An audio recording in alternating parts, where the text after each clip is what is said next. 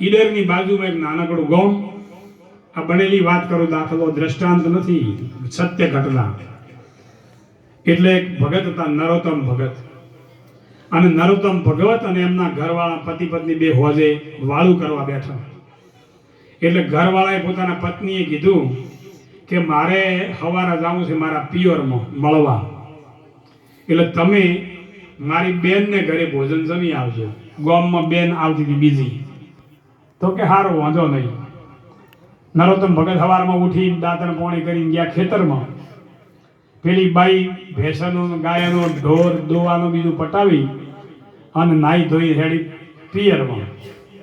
પણ હેડીને એને યાદ આવ્યું કે અરે બપોરના 12-1 વાગે થાકેલા આવશે ખેતરમાંથી અને મારી બેનને ઘરે ગોમમાં વળે કરી જશે જમવા બદલે. એટલે ઘરમાં ભીંડા લાયેલા પડેલા ભીંડા અને ભીંડાનું શાક બનાવ્યું સબ્જી અને ઘઉંની જાડી જાડી રોટલી બનાવેલી, ગોમડા ટાઈપની દેશી રોટલા જાડા બનાવ્યા ઘઉંના, અને ગાયના ઘીથી સોપડી દીધા. 3 રોટલા, ભીંડાનું શાક વાટકામાં લઈને માથે રોટલા ઢોકી અને કોઠામાં મૂકી દીધું. અને આ બાઈ હેડી પિયરમાં. પેલા બપોરે 1 વાગે આયા. એને તો ખબર હતી ને કે બનાવેલું છે એમ, એટલે એ તો સીધા હાથ ધોઈને ગયા પોતાના હાળીને ઘરે. જમીન પાછા આવીને ઓહરીમાં સૂતા મોસો ઢાળીને. અને દ્વાર ઉપર 3 જણા માગણ ભિખારી દરિદ્ર નારાયણ આવીને ઉભા રહ્યા કે હે પ્રભુ, કોક ખાવાનું હોય તો આપો. 3 દાડાના ભૂખ્યા છો અમે. એક છોકરો ખભે બેહરાયેલો, એકને ઓગળીઓ વળગાડેલો, અને આ પોતે ઉંમર લાયક, અને બધાને એક કપડું ખાલી પહેરેલું. પહાડા આ બધા બેસી ગયેલા, ભૂખે મરે. અને પેલાને આવીને કીધું કે ખાવાનું હોય તો આપો. એટલે નરોત્તમ ભગત દયાળુ હતા, ખાટલામાં બેઠા થઈ ગયા ફટાક કરતા, અને કીધું કે હું પોતે મારે હાળીને ઘરે જમીને આવ્યો છું, ઘરમાં રોધેલો કોઈ છે નહીં, જો રોધેલો હોય તો તમને આલો જ. એટલે એ બધું દરિદ્ર નારાયણ કહે છે કે ભગત કેમ જૂઠું બોલો છો? ઘરના અંદર ઘઉંના રોટલા અને ભીંડોનું શાક પડ્યું છે કોઠામાં ઢોકેલું, અને તમે જૂઠું કેમ બોલો છો? એટલે પેલાને નવાઈ લાગી, ઊભા થયા ને ઘરમાં ગયા, કોઠો ખોલ્યો તો વાટકામાં ભીંડોનું શાક અને ઘઉંના રોટલા 3 સોપડેલા, અને માગવા વાળા 3 જણા હતા. અને બારે લઈને આયા તો દરિદ્ર નારાયણ ને કોઈ નહીં, ગાયબ થઈ ગયા. આ ગળીમાં ગયા, પેલી ગળીમાં ગયા, પણ કોઈ મળ્યું નહીં. અરે ગઈ પળ પાછી ફેર ન આવે, મૂર્ખ મૂઢ ગમાર. આ ભવસાગરની ભૂલવણીમાં વીતી ગયા જુગ 4 ફેરા ફરીને માટે રામ નામ સંભાળ. આ ગઈ પળ ફેર આવે એમ આપણા ઓગણે અતિથિ ક્યારે આવે, કયા રૂપમાં આવે એવી શું ખબર.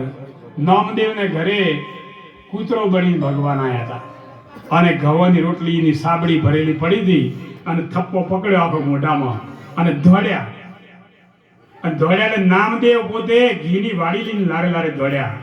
એ મારા ભગવાન ઉભારો, રોટલીઓ કોરી છે, સોપડ્યા વગરની છે, સોપડી આલો પછી ખાઓ. અને આપણે વાડી લઈને દોડા કે ધોકા લઈને દોડા? આ સીધી વાત છે કે નહીં? આ જ્ઞાન સમજવાનું છે, ઓલું આત્મજ્ઞાનની વાત પછી કરવાની, પેલું આ જ્ઞાન સમજવાનું છે.